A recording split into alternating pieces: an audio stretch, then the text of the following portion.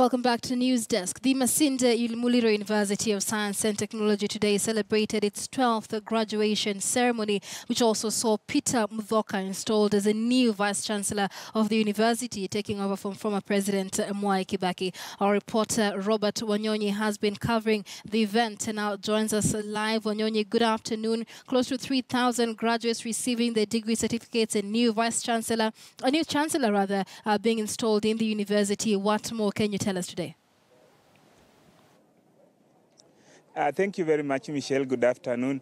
In fact, we have just come to the end of this graduation ceremony, which was the 12th, as you rightly put it, whereby 2,891 graduates have been awarded various honors in various fields. And I'm joined by Dr. Betty Mutere, who is the lecturer, School of Disaster Management and Humanitarian Assistance here at Masinde Muliro University. Maybe to briefly tell us about her class, maybe how she prepared her class, and what are the issues that are dealing with the School of Disaster Management in pertaining to these courses that you have issued today. Welcome. Thank you very much. First of all, congratulations to all the students that have graduated today. Dr. Betty Mutere, and I would like to say that we are proud as the School of Disaster Management and Humanitarian Assistance to have graduated quite a number of doctorates, well over 10 doctorates, over almost 20 masters, and well over 200 undergraduate courses.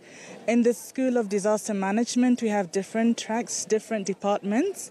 We have Peace and Conflict Studies, we have Sustainable Development, we have Humanitarian Assistance, and we have Engineering as well and Development. So one of our strategies is that we really try to prepare the students for the working world by teaching them how to work as teams. And so one of the ways in which the students are able to excel is in adapting this student-centered approach, whereby a lot of the work they do on their own, and then the classes, after we have the lectures, they have more intense tutorials and they're able to grasp the material. We do also have practicals and a lot of partnership with the community around to just give them a very practical sense for what they're studying. Lastly, Dr. Betty Mutere, we have had a lot of disasters in this country whereby you find that respective county governments arrive at scenes without being prepared.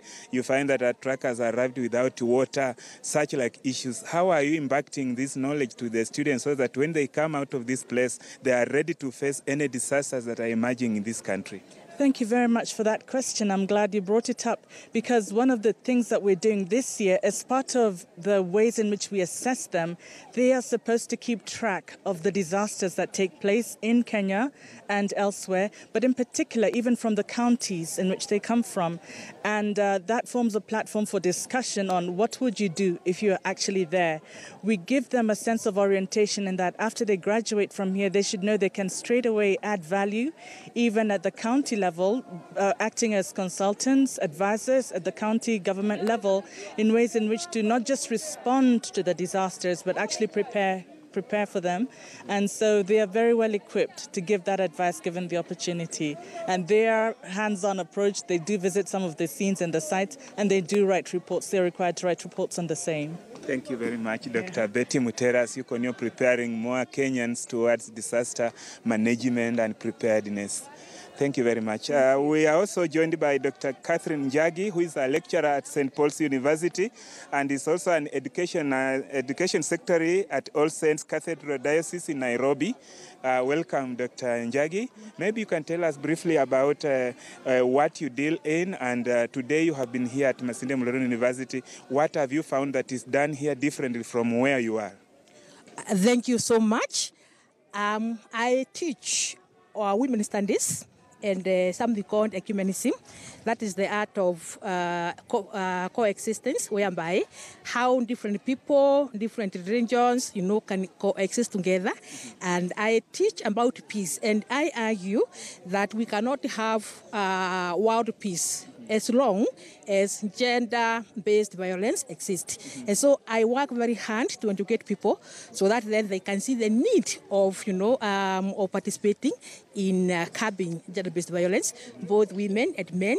And I do my best and go out of my way just to convince people that gender-based violence is our issue, and for us to exist in peace, we really have to take it and really take our part to get rid of this. Lastly, maybe briefly, in Kenya we have several areas whereby we have this gender-based violence. Like here in Western, we have documentations from Bungoma County and Mount Elgon areas, and also parts of Rift Valley. We have areas that are facing that problem. How are you reaching out, even apart from your studies, to make sure that people understand that GBV or gender-based violence is bad?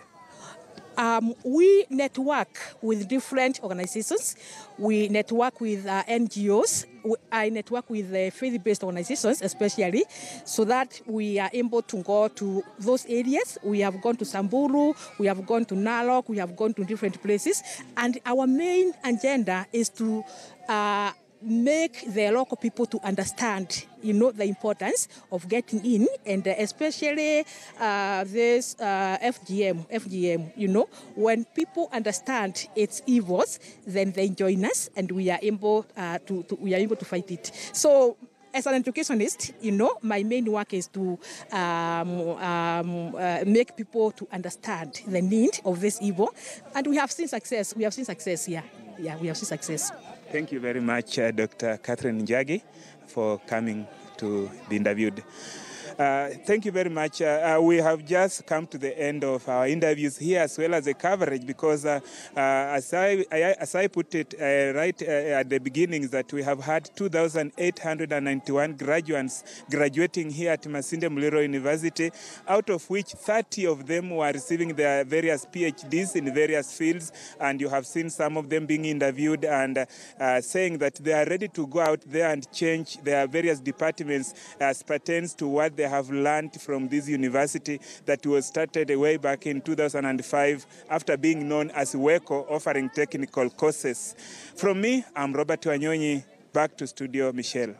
Many thanks, Robert Wanyonyi, there live for us from the Masinde Muliro University of Science and Technology. Now, Chief Justice